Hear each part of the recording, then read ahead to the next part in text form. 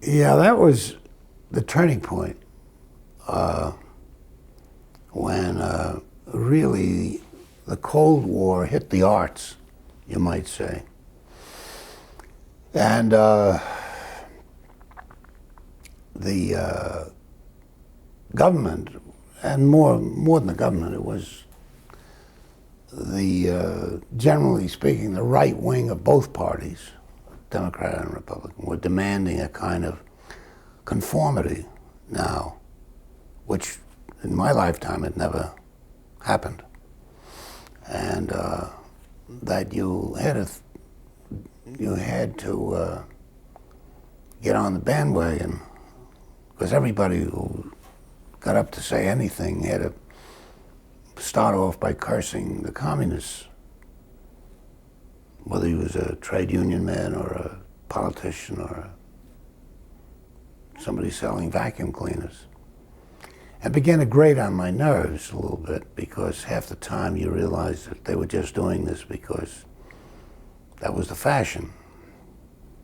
You know, it's like you're going to cross yourself before you go across the street. And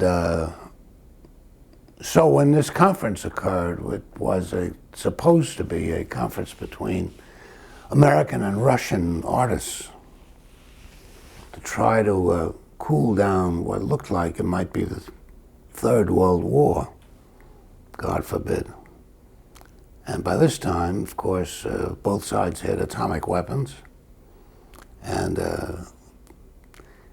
scientists were writing me letters saying that I had the ear of the public to a degree, and couldn't I say something? These poor guys were sitting there with their bomb, hoping that nobody would tell them to throw it at anybody. But they didn't think they had any public clout.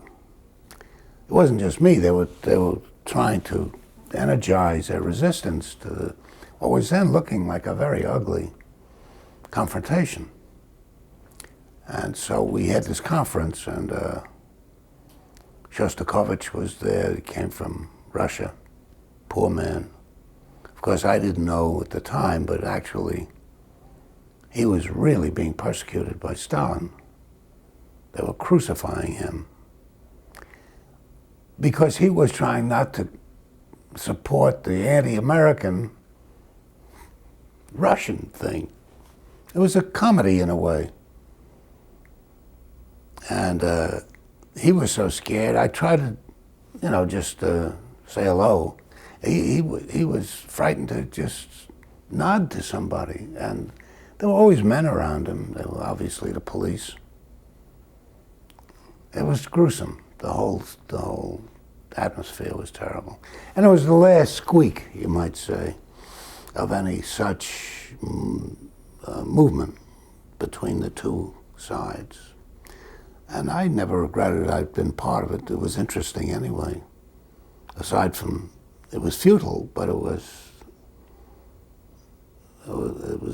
an attempt in any way to not let all hope of peace vanish.